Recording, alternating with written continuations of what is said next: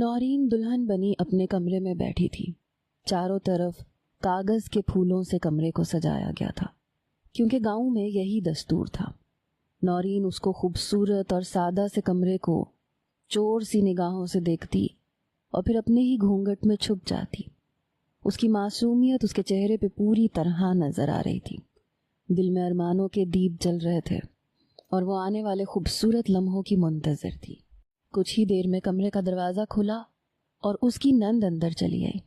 اپنی نند کو دیکھ کے وہ مزید اپنے آپ میں سمٹ گئی۔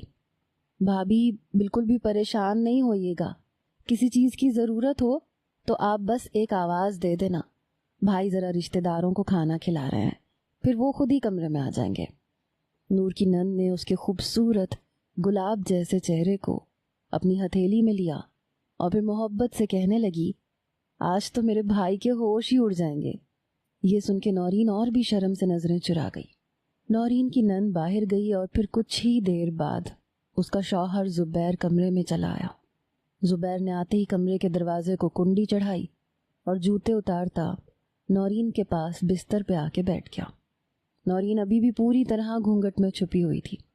نہ آج تک نورین نے زبیر کو دیکھا تھا، نہ زبیر نے نورین کو۔ گاؤں میں یہی دستور تھا کہ لڑکا لڑکی شادی کے بعد ہی ایک دوسرے کو پہلی بار دیکھتے تھے، اس لیے دونوں کے دل ہی بری طرح سے دھڑک رہے تھے اور ارمانوں سے چور تھے۔ زبیر نے آہستگی سے نورین کا گھونگھٹ اٹھایا اور پھر اس کے چاند سے چہرے پہ نظر پڑتے ہی وہ پلکیں جھپکنا بھول گیا۔ اس نے سوچا بھی نہیں تھا کہ اس کی ماں اس کے لیے ایسی خوبصورت لڑکی تلاش کرے گی، نہ صرف خوبصورت بلکہ معصوم بھی۔ اس نے آہستگی سے نورین کے لبوں پہ اپنی انگلی پھیری اور اس کی خوبصورتی کی تعریف کرنے لگا۔